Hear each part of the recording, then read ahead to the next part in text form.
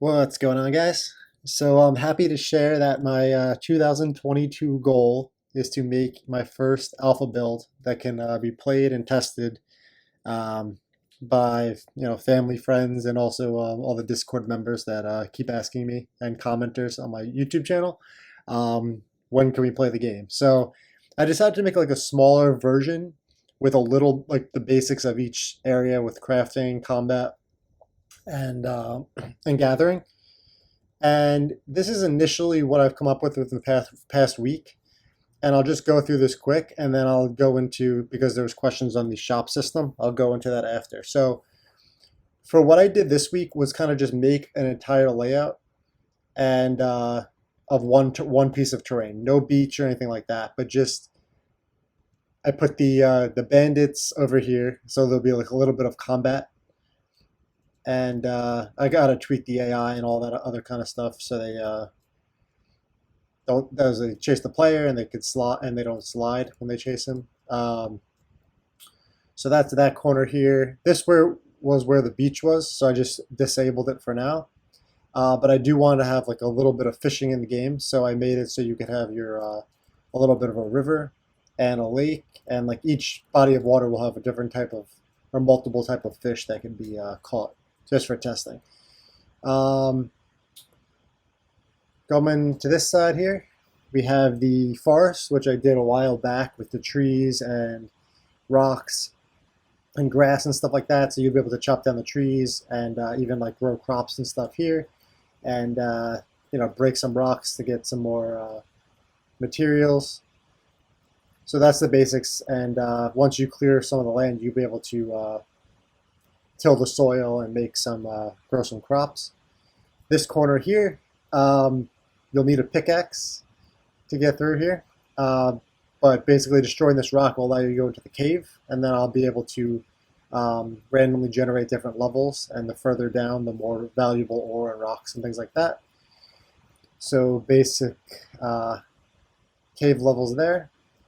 And then here in the middle of town, I'm going to have the basic crafting, and like you have the smith station. This will be property that you could buy once you sell, either you gather items to sell or farm items or craft items to sell, you'll be able to afford this property, which you could. I'm thinking you could. I'm gonna have the building where you could build stuff, and then your own little plot of land here to grow crops, and then a bed so you could sleep and gain energy in the morning. And then over here, what I worked on most recently, and I'll go into this right now, is the shop system. So I did make a tutorial on it, but there were still some questions on it. So, and I did do some tweaks here. So over here, I just made like a trigger, so the shop system comes up. But I also integrated it into my inventory system. So now this shop shows up next to the inventory, because usually you want to see your inventory with the shop. And then if I click I, it has the equipment instead of the shop here. So I'll just buy something real quick. Let's buy a, so this pops up here, training sword, beginner combat, purchase. And I think I found a way to put the coins here so it's more visible rather than over here. So you buy the boots and the coins go down. And I'm thinking of starting the player off with maybe 50 gold or something, not 50,000. And this is just for testing. So basically you can come over and you click on the item and it gives a little bit of description and then the purchase here. And now while you're in the shop mode, you can also click on your item in your inventory and it comes up as sell. So this is more of the advanced stuff that I did for the shop, which wasn't before, but I'm going to go over the basics in a second. So basically what I have is your basic inventory. Let me pull this up here. Your basic inventory and your basic shop. So each of the shop have different shop slots, which I call them. So each of these slots is a different shop slot script attached to it. And each inventory slot has an inventory slot script. So I will go into this in the scripts here. Okay. So starting with item. So the items are what is being passed around. So it's a scriptable object. So I'll just type in, let's say, tomato real quick. And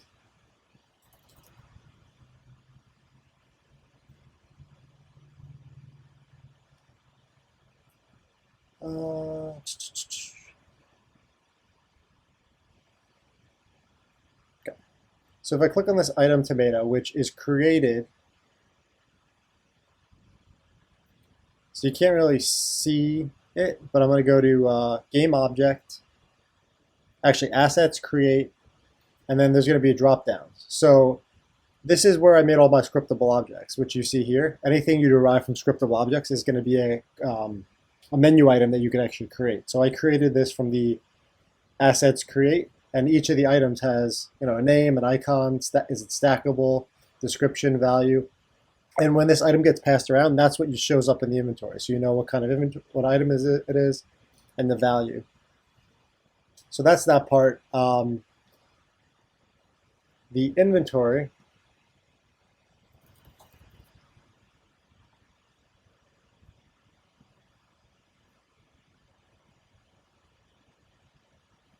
So I have this set up in a whole player information UI, and there it is.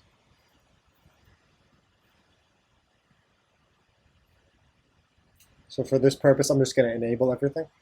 So basically I have my inventory parent, which has all the slots of inventory that you can see here.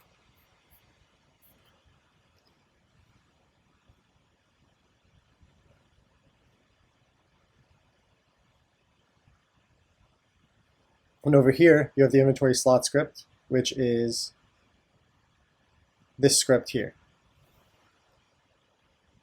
So each of these slots has, and this is probably the most complicated system I've done, even now. So if you're a beginner, don't be too stressed. It took me a while to do this.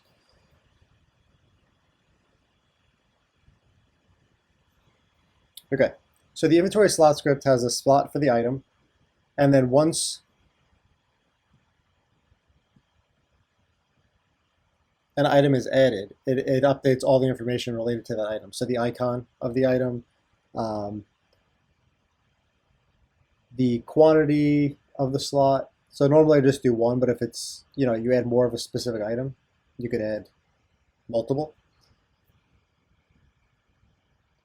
But each inventory slot script has a click slot. It has a update slot, clear slot, remove item, sell item, anything you would want to do within an inventory slot. If you wanted to, move an item or remove an item or add an item.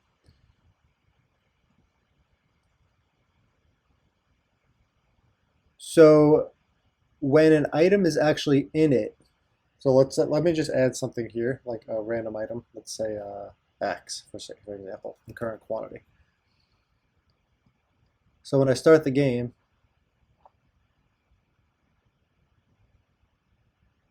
and there's an item in there, it automatically gets updated with that item, the name, the description, and everything like that.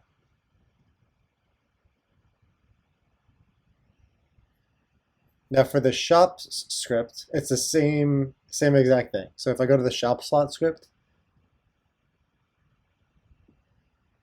these both are deriving from slot script. So it has the basic information that any kind of slot would need. So it has a slot for the item. So each shop would have an item. Each inventory slot would have an item as well. Icon, text stack, quantity, if there's more than one, and then current quantity as well.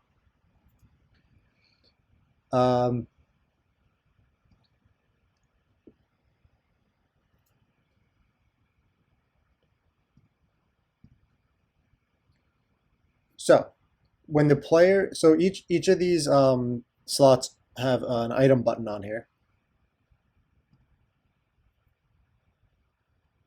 So on click, so if someone clicks on the actual icon, it's going to call inventory slot script.click slot, which is right here. So can click is a bool I just made just so it doesn't, you can't do 2 clicks in a second, because it's pretty fast when you avoid or when player clicks on something. You could click it twice by accident without realizing it. So when the inventory, so when you click on the slot, it calls inventory instance activate slot. So I go to my inventory script, and it basically says when you activate the slot that or the that you pass through. So it's going to pass through that inventory slot, and if it's already active, then deactivate it. So like if you have an active slot, you click it and then it deactivates. Um, Otherwise, it's going to enable the active border to show, and then it's going to update the inventory display. So we won't go into too much of that because that's more of like the item description, which you don't really need. Um, but for the basic shop function, when um, and when the same thing, so I have it on the shop slot script. When you click a shop, like if you want to purchase something, it's going to activate it, and then I have this script here or this method here called buy item, and for the active, so if a slot is active, so if it's clicked on, whether it's an inventory slot or shop slot, it's going to take that active slot, and if there's enough coins, so this is another thing. The currency manager is another script that I have, and I have it as a static instance, so it could be called from the other scripts without getting a reference to it. So this is going to say add coin. Sorry, let me just go back to this. So instance.enough coins. So it's going to check if you have enough coins here. And if you do have enough coins to buy that particular item, it's going to return true. So if it returns true, it's going to add the active slot item. So whatever was active that was clicked on before, the active slot and the item that's in that slot to the inventory. So if I go add, that's another method here.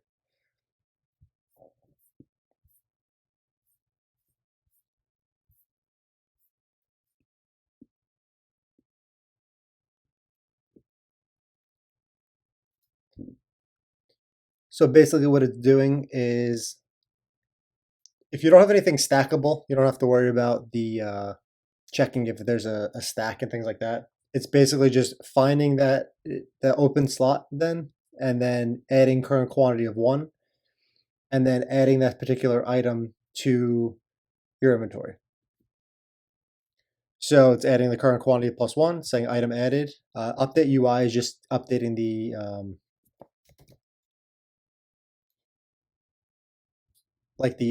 image and things like that.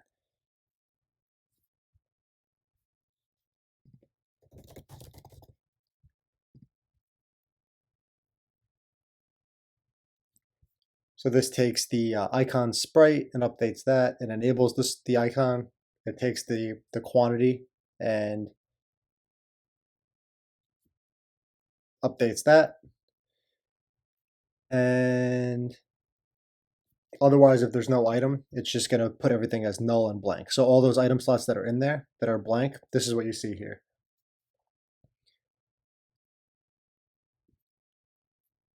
Okay. So that's the updating of the UI after it's updated. And then the event manager instance, item added. This is for something separate for an event system I worked on, so you don't have to really worry about that. It just goes to pop up whenever an item is added. So in that case, once you click on the active, and I'll go into the game one more time.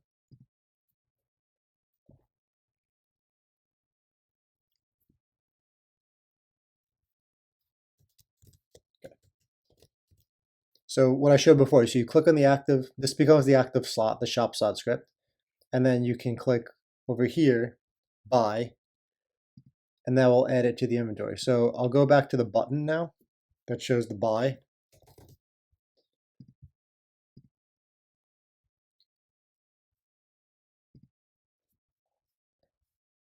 So this button, as I showed before with the inventory button, this is a separate button called buy. So when a shop slot script is active with an item, it shows, buy as the button. And like you saw before, how much it was going to be. And then if you click on the button, it's going to be calling inventory.buyItem. So you just have to drag your inventory script into here, which is on my inventory manager empty game object.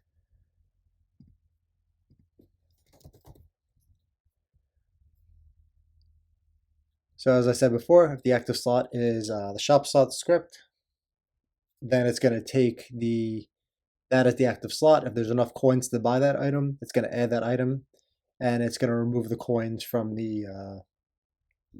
your currency manager. So let's say I went over and you probably just, if you're a beginner, just keep the UI enabled. I also have a shop trigger to actually open up all the UI and everything like that once you get close to it. But I think it's important for you to first do the basics and then kind of build from there. So I went over the shop slot script and the inventory slot script. Currency manager, it has scripts or methods called add coin. So once you sell an item, it's going to call add coin. When you buy an item, it's going to remove the coin. As I showed before, to check if you have enough coins, it's going to call, you can call that method. And then update UI is just taking the coin text, and this is the simplest UI update I think I have. Takes the coin text that you saw in the upper right here, and then it's going to subtract or add from that text.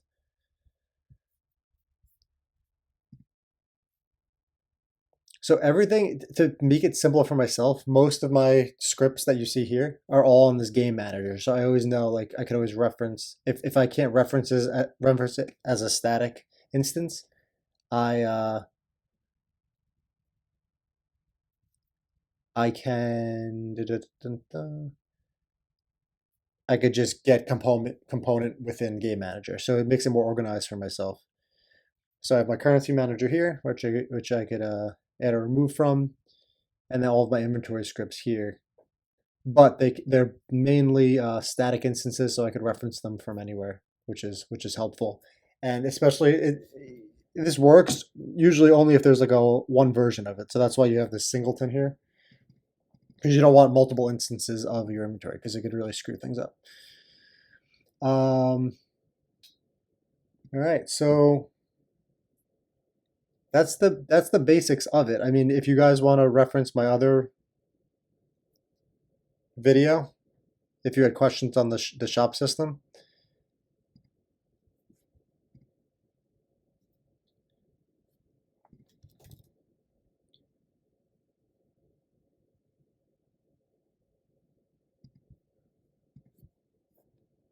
back in October, I made the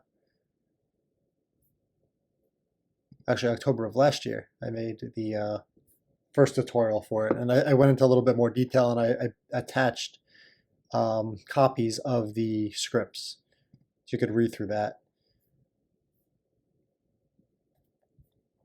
So here, October 24th, 2020. And the only real difference is that I implemented the UI of the shop system within the overall UI rather than keeping it like a separate window. So now it's like within the overall UI of the player UI. So I still have to update that. But that's it. If you have any questions or comments, let me know in the comments below. And we're already at 20 minutes, so I'll put a message in the comments of the video. But if you guys have anything that you want me to add to the beta test for this year, let me know. And that's it. Thanks for watching.